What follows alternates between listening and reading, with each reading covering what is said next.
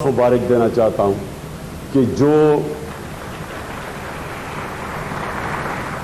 جس محنت سے آپ یہاں پہنچے ہیں، کیونکہ ایک پوری ٹاسک فورس بنی ہوئی تھی، جو زیگم سامنے بیٹھے ہوئے ہیں میرے، اور پھر وہ میاں محمود آئے ہوئے ہیں پنجاب کی ہاؤسنگ سے، اور پھر وہ عمران منیر جو انشاءاللہ ایک دن ایل ڈی اے ٹھیک کرے گا۔ یہ تمہیں تو ثواب ہوگا، اللہ ویسا ہی جنت میں ڈال دے گا جس دن تم نے ایل ڈی اے ٹھیک کر دیا۔ تو میں آپ سب کو، اسد عمر، ڈی جی صاحب، میں سب کو آج مبارک دیتا ہوں، کیونکہ یہ ایک شروعات ہے۔ یہ پورا 8 مہینے کی ہارڈ ورک کے بعد، جد و جہد کے بعد آج یہاں پہنچے، اور اب آپ انشاءاللہ دیکھیں گے کہ مسلسل ہم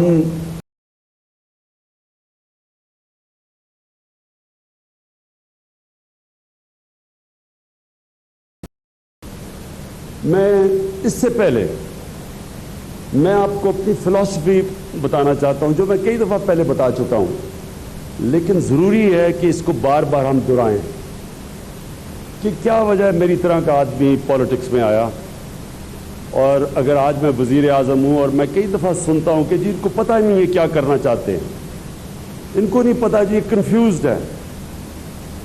تقریباً 23 سال پہلے جب میں نے پالیٹکس شروع کی تھی، میرے میں کبھی کوئی کنفیوژن نہیں تھی کہ میں کیوں پالیٹکس میں آیا۔ جب میں گورنمنٹ میں آیا، میرے میں کبھی پہلے دن سے کنفیوژن نہیں تھی۔ میرا جو ویژن ہے، جو خواب ہے پاکستان کا، وہ بڑا سیدھا ہے۔ وہ تھا جو پاکستان کے فاؤنڈنگ فادرز کا خواب ہے، وہ یہ تھا کہ پاکستان کو ایک فلاحی ریاست بنانا تھا، اسلامی فلاحی ریاست۔ یہ ہماری ویژن سٹیٹمنٹ تھی، اس کے لیے پاکستان بنا تھا۔ یہ بہت بڑا ایک ہمارے فاؤنڈنگ فادرز، جس میں قائد اعظم محمد علی جناح تو جو ہمارے سب سے بڑے لیڈر تھے، لیکن علامہ اقبال کی اگر آپ ساری فلسفی پڑھیں تو وہ ساری یہ تھی کہ وہ ایک مثال بتانا چاہتے تھے دنیا کو۔ مسلمان دنیا غلام تھی تب، تقریباً ساری مسلمان دنیا کے اوپر برطانیہ نے، یورپین ممالک نے ان کے اوپر حکومت کرتے تھے، غلامی کر رہا تھا مسلمان۔ اس غلامی کے دور میں علامہ اقبال نے کہا تھا کہ ہم ایک ایسا ملک بنانا چاہتے ہیں جو دنیا دیکھے کہ مثال ہے کہ اصل میں وہ کیا پرنسپلز تھے جس میں مسلمان ایک دنیا کی عظیم قوم بنے تھے، جو دنیا کی ایک گریٹسٹ سویلائزیشن بنے تھے، وہ کون سے پرنسپلز تھے، اور اس پہ پاکستان نے بنا تھا۔ اور وہ پرنسپل، یہ یاد رکھنا، وہ پرنسپل کا بیسس ایک فلاحی ریاست تھی۔ اور فلاحی ریاست کے اندر اور دوسری ریاست میں فرق ہی ایک ہے کہ ریاست ساری ذمہ داری لیتی ہے اپنے کمزور طبقے کی۔ ایک ریاست کی جو پالیسیز بنتی ہیں، ساری پالیسیز ہی بنتی ہیں اپنے نچلے طبقے کو اوپر اٹھانا، غربت کم کرنا۔ یہ ہے ہماری ویژن۔ یہ میں پہلے دن سے، جب سے اللہ نے یہ موقع دیا ہے، میں بڑا کلیئر ہوں ہم کیا کرنا چاہتے ہیں، اور یہ اپنے ذہن میں ڈال لیں کہ یہ اگر آسان کام ہوتا تو باقی بھی کر چکے ہوتے 70 سال میں۔ یہ آسان نہیں ہے۔ یہ ایک بہت بڑی ویسی خواب تھی کہ جو مدینہ کی ریاست میں جب ہمارے نبی صلی اللہ علیہ وسلم نے فیصلہ کیا۔ وزیر اعظم عمران خان اسلام آباد میں نیا پاکستان ہاؤسنگ اسکیم کی تقریب سے خطاب کر رہے ہیں، آئیے آپ کو براہ راست لے چلتے ہیں۔ کرنے جا رہا ہے، میں جو بھی کر رہا تھا، میں اس راستے پہ چل رہا تھا۔ کامیابی تو اللہ نے دینی ہوتی ہے۔ یہ بڑی لوگوں کو غلط فہمی ہے کہ میں کوئی کامیابی لیتا ہوں۔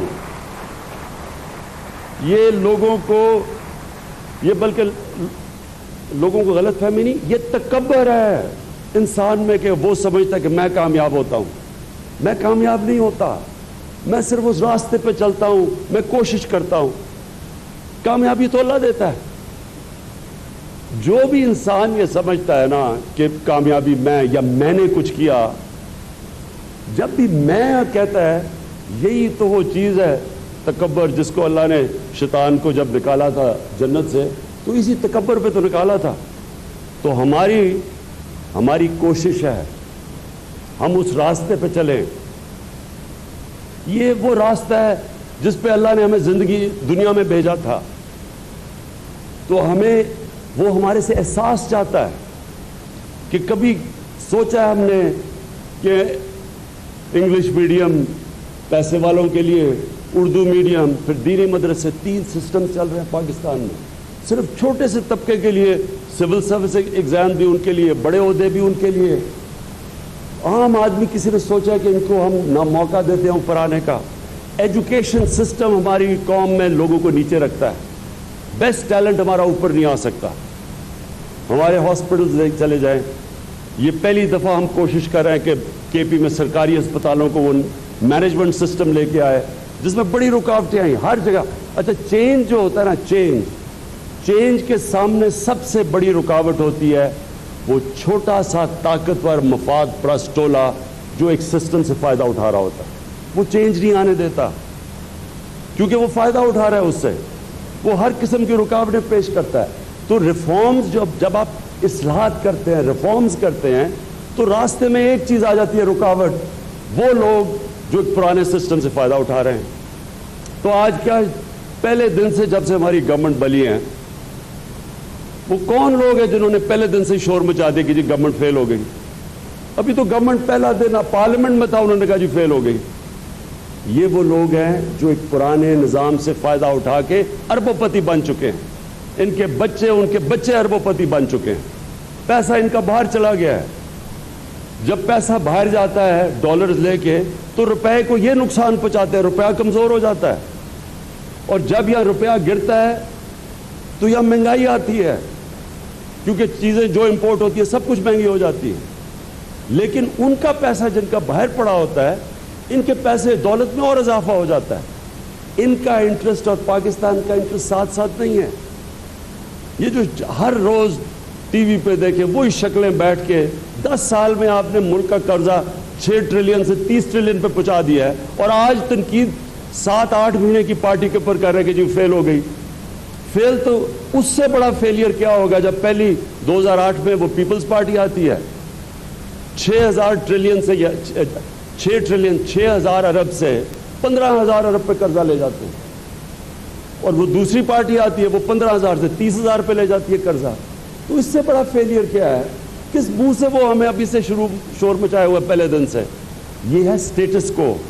جنگ ہوتی ہے جب آپ چینج کسی بھی معاشرے میں لے کے آتے ہیں, سٹیٹس کو جب کو شکست دے کے آپ لے کے آتے ہیں, اور وہ بیٹھا ہوا سٹیٹس کو ہر جگہ رکاوٹ بنا ہوا ہے چینج کے راستے میں, ہر فیلڈ میں بیٹھا ہوا ہے. FBR میں دیکھیں وہاں لوگ بیٹھے ہوں گے جو نہیں چاہتے ہوں گے چینج. کوئی ادارہ آج آپ پاکستان کا دیکھیں گے اس میں یہ بیٹھے ہوں گے لوگ جو کہ فائدہ اٹھا رہے ہیں, ایک کرپٹ سسٹم کے فائدہ اٹھا رہے ہیں. اور یہ جو جنگ ہے یہ آپ سب مطمئن ہو جائیں کہ یہ نہیں, کوئی نہیں جیت سکتا ہمارے سے. یہ بلکہ جنگ جیت چھوڑیں, یہ انشاءاللہ یہ جنگ جیت تو خیر ہم گئے ہیں, لیکن آپ یہ دیکھیں گے کہ یہ جو لوگ ہیں یہ پرانے وقت پیچھے رہ گئے ہیں, زمانہ ان کو پیچھے چھوڑ گیا. اور جو ہماری کوششیں, ساری کوشش یہ ہے کہ ہم نے اپنے نچلے طبقے کو اوپر اٹھانا ہے. یہ جو ہاؤسنگ ہے, یہ ہاؤسنگ کا میرا پہلا تعلیم تھا, صحت تھا, انصاف تھا, روزگار وہ زیادہ میرا تھا. لیکن ہاؤسنگ کا ایک اس طرح بھی مجھے احساس ہوا کہ ایک گورنمنٹ, ایک سرکاری محکمے میں ایک کوئی اس کا نام میں بھول گیا ہوں, کوئی اقبال تھا جو کام کرتا تھا 2 سال پہلے. اس نے اپنے بیٹے کو امپلوائے کرنے کی کوشش کی کہ کیا اس کا بیٹا بھی اسی محکمے میں آ سکتا ہے.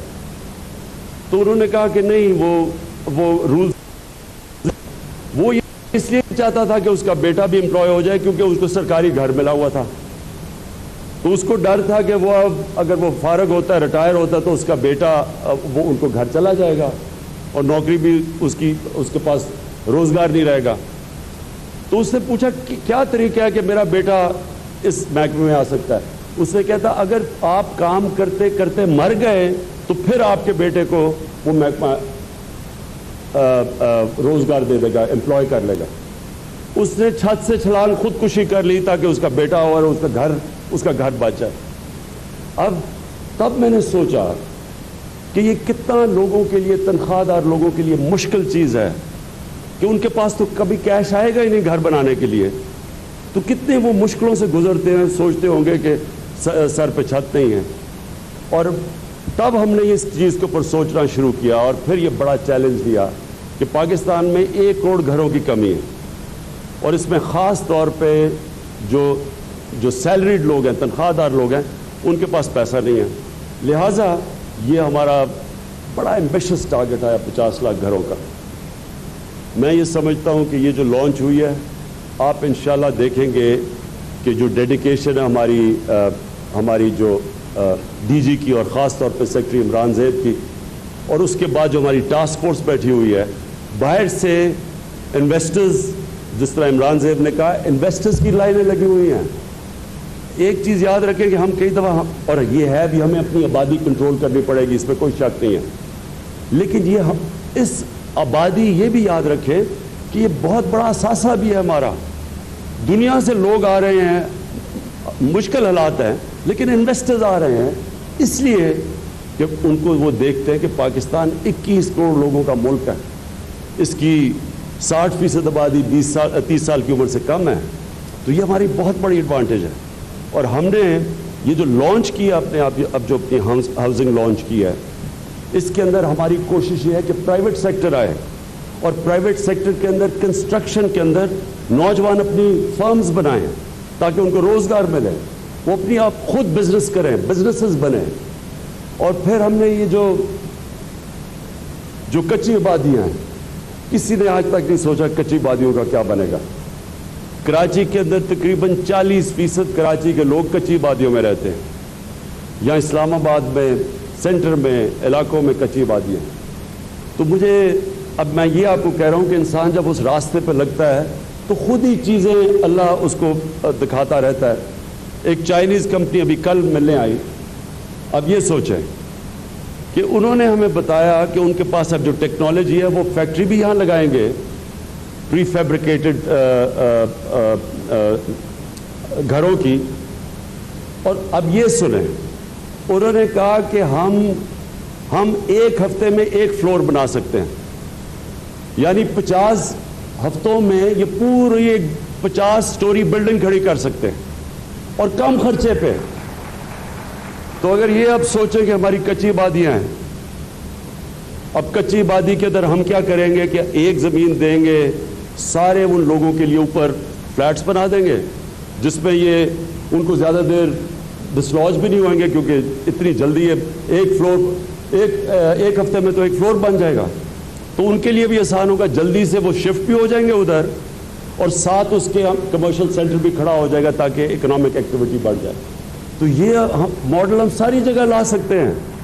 وہ بیچارے جو لوگ رہتے ہیں کچی وادیوں میں، نہ ان کے پاس کوئی فیسلٹیز، نہ امینٹیز، وہ ایک دم اس سے فائدہ اٹھا سکتے ہیں، اور یہ کنورٹ ہو جائیں گی ہمارے سارے شہر کے اندر جو کچی وادی ہے. اور مجھے یہ بھی خوشی ہے کہ ہم یہ جو اسد عمر نے بات کی کہ ہم یہ جو مائکرو کریڈٹ دے رہے ہیں، قرضے دے رہے ہیں سود کے بغیر، 5 ارب روپیہ گورنمنٹ نے ایلوکیٹ کیا کہ ہم نیچے مائکرو کریڈٹ دیں گے لوگوں کو کہ وہ اپنے گھر بنا سکیں، جو بالکل غریب طبقہ ہے اس کے لیے بھی ہم نے پوری پروویژن دی. لیکن جو سرکاری نوکر ہیں ان کے لیے بڑا آسان ہوگا. ابھی 25,000 فلیٹ ہم پنڈی اور اسلام آباد میں بنا رہے ہیں، جس طرح ابھی اناؤنس کیا. 1 لاکھ انشاءاللہ فلیٹس ہم بلوچستان میں بنا رہے ہیں، جو میں جا کے اناؤنس کروں گا.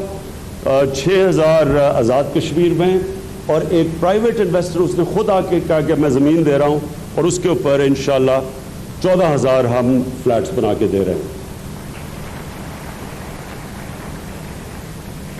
میں آخر میں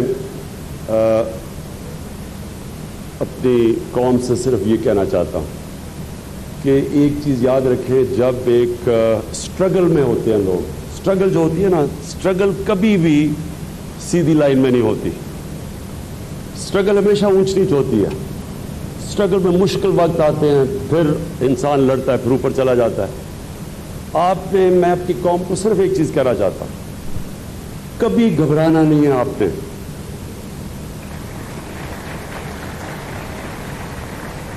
कभी मुश्किल वक्त से डरना नहीं है। ये मुश्किल वक्त एक कौम की ज़िंदगी में आते हैं, उस कौम को तकड़ा करने के लिए, मजबूत करने के लिए, ऊपर उठाने के लिए। इससे कभी घबराना नहीं है, क्योंकि मेरी सारी ज़िंदगी ऊंच नीच पे गुजरी है। मेरे लिए तो ये जो ज़िंदगी का हिस्सा है, ये सबसे बेहतरीन टाइम है, क्योंकि पहली दफ़ा मैं अब देख रहा हूँ कि अल्लाह ने मुझे मौका दिया है कि इस मुल्क का जो पिसा हुआ तबका था, जिसकी आज तक कभी किसी ने बात नहीं की, बल्कि सिर्फ अगर बात की तो इलेक्शन टाइम पे उनका नाम लेते थे, उसके बाद वो उन्हीं को कुचल देते थे। इंशाअल्लाह हमें मौका मिला है कि हम जब अजीम कौम बनेंगे, हम वही जो सरकार मदीना ने जो उसूल बनाए थे, अपने निचले तबके को ऊपर उठा के, उन्हीं उसूलों के ऊपर इंशाअल्लाह पाकिस्तान को हम एक अजीम कौम बनाएंगे। बहुत बहुत शुक्रिया। आज़म इमरान खान नया पाकिस्तान हाउसिंग स्कीम की तकरीब से खिताब कर रहे थे। कहना उनका यही था कि पूरे पाकिस्तान में हाउसिंग स्कीमें शुरू करेंगे। रियासत अपने कमज़ोर तबके की सारी जिम्मेदारी लेती है। गुलामी के दौर में अल्लामा इकबाल ने कहा था, हम ऐसा मुल्क बनाना चाहते हैं जिसे दुनिया देखेगी। हमारा विजन है पाकिस्तान को फलाह इस्लामी रियासत बनाएं।